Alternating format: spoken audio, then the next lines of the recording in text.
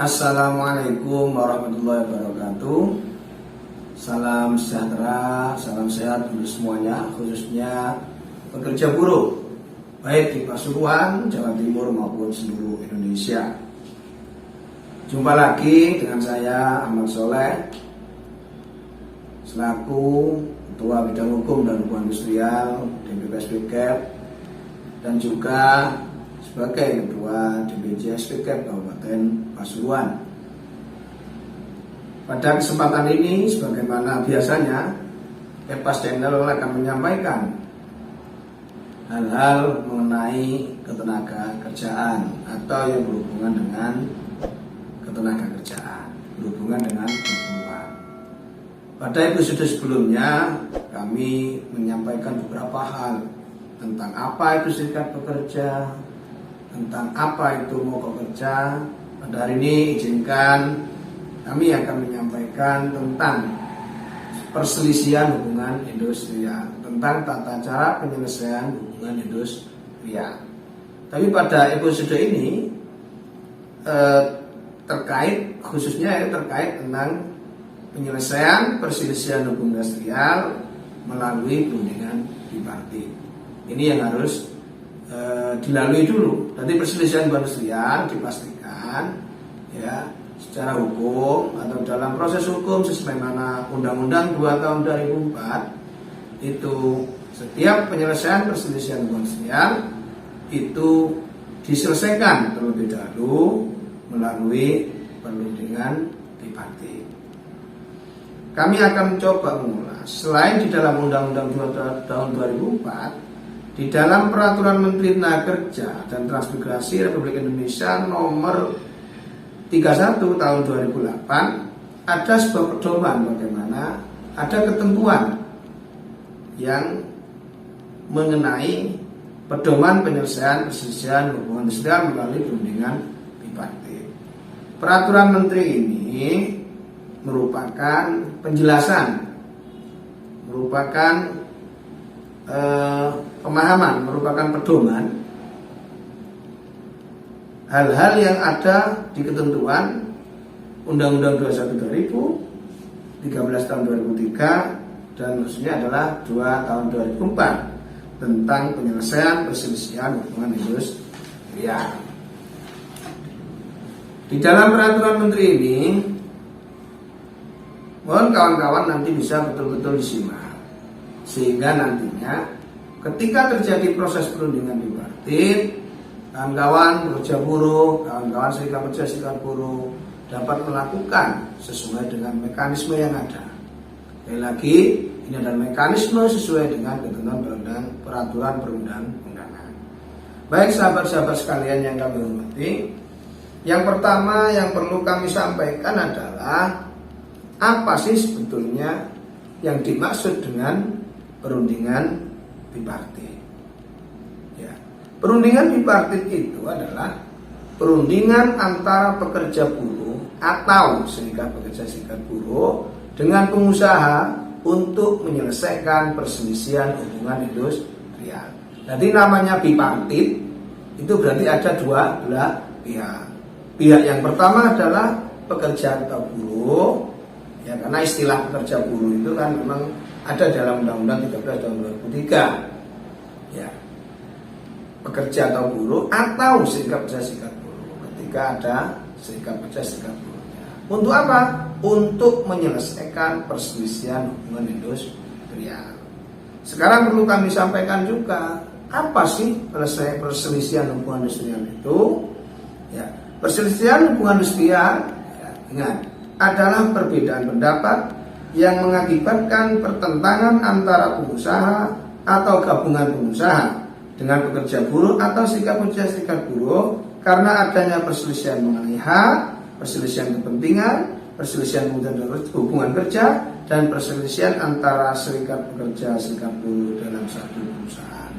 Jadi perselisihan itu ada 4. Ya. Perselisihan hubungan industrial itu di dalam ketentuan Undang-Undang 2 tahun 2004 ada 4 yang namanya perselisihan itu. Yaitu pertama adalah perselisihan mengenai hak. Ya.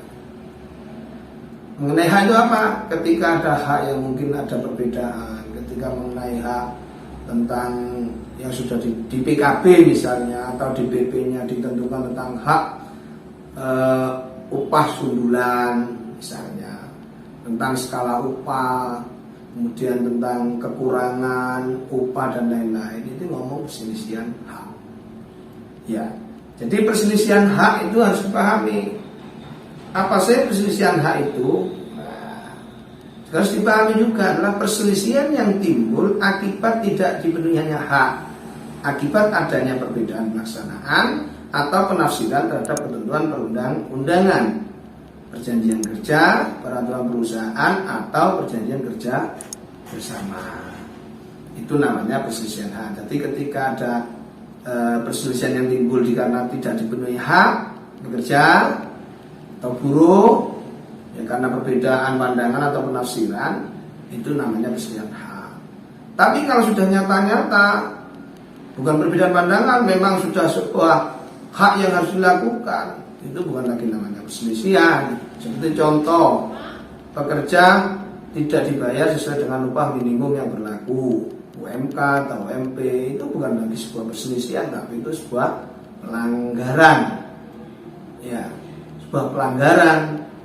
Kalau perselisihan itu ketika perbedaan penafsiran. Inilah yang kadang-kadang menjadi sebuah perdebatan yang sering terjadi.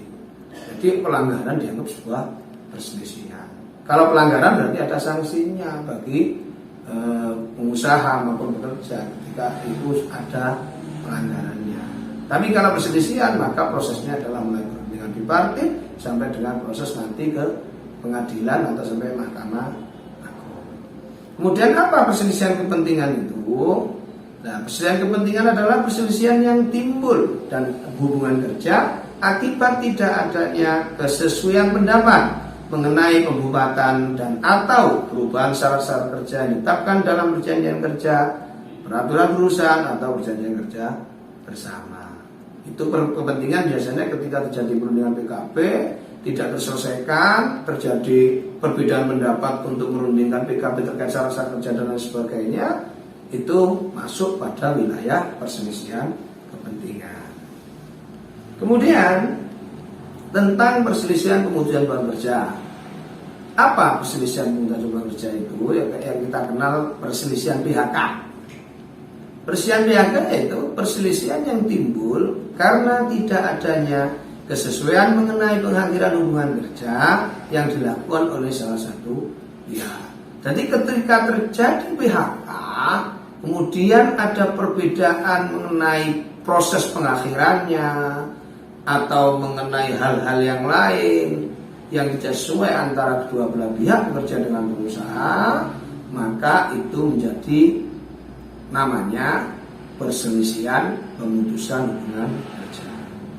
Kemudian ada lagi yang satu, dari ada 4 ya. 1 perselisihan hak, 2 perselisihan kepentingan, 3 perselisihan PHK, yang keempat adalah perselisihan antar serikat pekerja serikat buruh. Apa perselisihan antar serikat pekerja serikat buruh?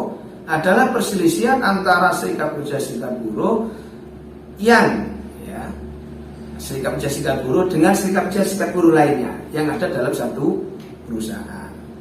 Kenapa sebabnya? Karena biasanya tidak adanya kesesuaian paham mengenai keanggotaan, pelaksanaan hak atau kewajiban serikat pekerjaan. Ini terjadi apabila memang dalam satu perusahaan itu ada 2 serikat pekerja atau serikat buruh, atau 3 serikat pekerja serikat buruh. Ini bisa terjadi saja terkait dengan kesesuaian paham ya mengenai keanggotaan, pelaksanaan hak dan kewajiban serikat pekerjaan. Jadi kami ulang kembali, perselisihan hubungan sosial adalah perbedaan pendapat yang mengakibatkan pertentangan antara pengusaha atau gabungan pengusaha dengan pekerja buruh atau serikat buruh karena adanya perselisihan yang ada 4 tadi: perselisihan hak, perselisihan kepentingan, perselisihan pemutusan hubungan kerja, dan perselisihan antar serikat kerja serikat buruh. Gitu pemahaman tentang apa dan bagaimana perselisihan hubungan industrial. Kemudian di dalam ketentuan Permenaker ini ataupun ketentuan-ketentuan yang lain setiap perselisihan, tadi sudah tak sampaikan di awal, setiap terjadi perselisihan hubungan industrial wajib dilakukan perundingan penyelesaian perselisihan secara tripartit sebelum diselesaikan melalui mediasi atau konsultasi maupun arbitrase. Jadi tidak boleh sebelum perundingan tripartit tiba-tiba membuat pencatatan kepada Disnaker, minta mediasi, tapi tripartit belum dilakukan. Maka kewajibannya, karena menurut ketentuan undang-undang, semua perselisihan, semua penyelesaian perselisihan itu wajib untuk dilakukan terlebih dahulu melalui perundingan tripartit. Kemudian dalam melakukan perundingan tripartit bagaimana? Kewajiban para pihak. Dalam perundingan tripartit, para pihak wajib pertama memiliki etikat baik, kedua bersikap santun dan tidak anarkis, kemudian yang ketiga adalah menaati tata tertib perundingan yang disepakati. Nah, kenapa seperti itu? Ini untuk menjaga komunikasi yang baik, untuk membuat situasi yang terbaik, sehingga antara kedua belah pihak diharapkan bisa mencapai sebuah kesepakatan. Misalnya antara kedua belah pihak ternyata memang masalah ini mau dimasalahkan, tidak ingin menyelesaikan, tidak akan pernah selesai.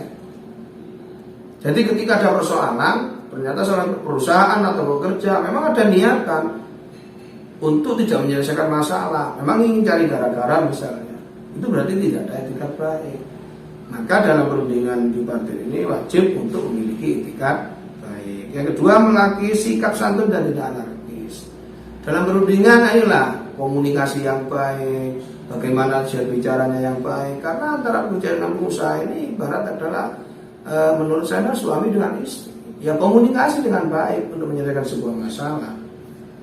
Kemudian yang ketiga adalah menaati tata tertib perundingan yang disepakati. Contoh ketika perundingan PKB dilakukan, maka sebelum perundingan PKB bikin tata tertib tentang bagaimana tata cara perundingan PKB, sehingga nanti perundingan itu dapat dilakukan sesuai dengan tahapan-tahapan, sesuai dengan harapan kita bersama. Tata tertib itu menjaga ketertiban dalam sebuah perundingan.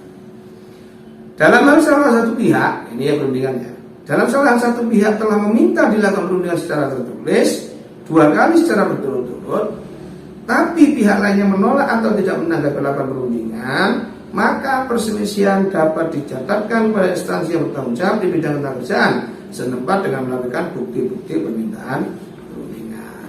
Ini apabila terjadi serikat pekerja, serikat buruh misalnya, pekerja buruh atau pengusahanya atau gabungan pengusahanya mengajak perunding kepada pekerja buruh, mengajak perunding pada pengusaha, ternyata tidak ada respon setelah tidak ada jawaban atau tidak ada atau menolak setelah diminta oleh salah satu pihak, maka itu bisa langsung dicatatkan ke dinas yang bertanggung jawab di bidang ketenagakerjaan, di dinas tenaga kerja setempat sesuai dengan di mana pekerjaan itu dilakukan. Ada beberapa tahapan yang harus dilalui oleh pekerja buruh atau pengusaha ketika akan melakukan perundingan tripartit. Jadi tahapan persiapan sebelum dilakukan perundingan tripartit. Yang pertama adalah pihak yang merasa dirugikan berinisiatif mengkomunikasikan masalahnya secara tertulis pada pihak lainnya. Jadi misalnya pekerja buruh itu merasa dirugikan haknya misalnya, atau pengusaha merasakan dirugikan haknya, maka salah satu pihak ini harus punya inisiatif untuk mengonversikan secara tertulis pada pihak lainnya. Ini tahapan yang harus dilakukan pertama. Kemudian yang kedua, apabila pihak yang merasa dirugikan adalah pekerja buruh, perseorangan yang bukan menjadi anggota serikat pekerja serikat buruh dapat memberikan kuasa kepada pengurus serikat pekerja serikat buruh di perusahaan tersebut untuk mendampingi pekerja buruh dalam perundingan. Ini misalnya gini, Di dalam satu perusahaan itu kadang ada serikat pekerja serikat buruhnya, kadang tidak ada serikat pekerja serikat buruhnya. Atau ada serikat pekerja serikat buruhnya, tapi ada yang bekerja buruh tidak menjadi anggota serikat pekerja serikat buruh tersebut. Terus bagaimana bisa dilakukan? Ya, meminta dampingan kepada pekerja serikat buruh yang ada di perusahaan tersebut dengan memberikan kuasa pada pengurus serikat pekerja serikat buruh yang ada di perusahaan. Tentunya serikat pekerja serikat buruh tersebut yang sudah memenuhi syarat seperti apa yang saya sampaikan di dalam mengenai serikat pekerja serikat buruh. Kemudian selanjutnya adalah pihak pengusaha atau manajemen perusahaan dan atau yang diberi mandat harus menangani penyelesaian secara langsung. Ya, pihak pengusaha atau manajemen perusahaan dan atau yang diberi mandat harus menangani penyelesaian secara langsung. Jangan kemudian pengusaha meminta orang lain untuk mewakili. Kemudian ada manajemen perusahaan yang diberikan kuasa, diberikan mandat untuk menangani, ternyata masih dilakukan pada orang lain. Itu malah jadi persoalan karena mereka tidak punya kewenangan. Maka yang dilakukan adalah pihak pengusaha atau manajemen perusahaan dan atau yang diberi mandat harus menangani penyelesaian secara langsung. Dalam perundingan bipartit, serikat pekerja serikat buruh atau pengusaha dapat meminta, dapat meminta pendampingan kepada perangkat organisasinya masing-masing. Jadi catat ya, dalam perundingan bipartit, serikat pekerja serikat buruh atau pengusaha dapat meminta pendampingan kepada perangkat organisasi masing-masing. Misalnya serikat pekerja serikat buruh kepada DPC-nya atau DPD-nya atau DPP-nya. Pengusaha misalnya pada perangkat misalnya pada Apindo dan lain-lainnya. Itu yang bisa dilakukan pendampingan. Dalam hal tidak ada pekerja buruh, dalam hal pihak pekerja buruh yang merasa dirinya bukan anggota serikat pekerja serikat buruh dan jumlahnya lebih dari 10 orang pekerja buruh, maka harus menunjuk wakilnya secara tertulis yang disepakati paling banyak 5 orang dari pekerja buruh yang merasa dirugikan. Misal terjadi persoalan yang kolektif, ada 10 orang. Nah, dari 10 orang ini bisa menunjuk salah satu atau menunjuk wakil, di mana wakil tersebut sebanyak-banyaknya 5 orang. Ya, itu apabila 10 orang atau lebih. Kemudian dalam hal perselisihan antara serikat pekerja serikat buruh dalam satu perusahaan, maka masing-masing serikat pekerja buruh menunjuk wakilnya paling banyak 10 orang. Jadi ketika ini yang terakhir ini, ketika serikat pekerja serikat buruh terjadi perselisihan antar serikat pekerja serikat buruh, maka dapat menunjuk wakilnya paling banyak 10 orang. Kalau ngomong paling banyak berarti sebanyak-banyaknya, tidak boleh melebihi 10 orang. Selanjutnya saya akan kita ngomong tentang tahap sebelum perundingan. Persiapannya seperti itu. Kemudian dalam tahap perundingan akan kami sampaikan pada episode selanjutnya. Untuk itu rekan-rekan sekalian, agar kami semangat menyampaikan materi tentang ketenagakerjaan baik yang berhubungan dengan ketenagakerjaan, maka kami harapkan dukungannya agar channel ini rekan-rekan semua, Bapak Ibu semua, saudaraku semuanya, jangan lupa tekan tombol subscribe-nya dan like-nya tentunya, dan tombol loncengnya itu ditekan juga agar setiap kita upload video maka saudara dapat notifikasi atau dapat pemberitahuan. Apabila ada kritik, saran, dan pendapat, kami persilakan ditulis dalam kolom komentar. Demikian, terima kasih. Kurang lebihnya mohon maaf apabila ada hal yang kurang berkenan atau sesuatu kekeliruan yang kami sampaikan. Kami mohon maaf yang sebesar-besarnya. Terima kasih. Wassalamualaikum warahmatullahi wabarakatuh. Salam sejahtera untuk semuanya.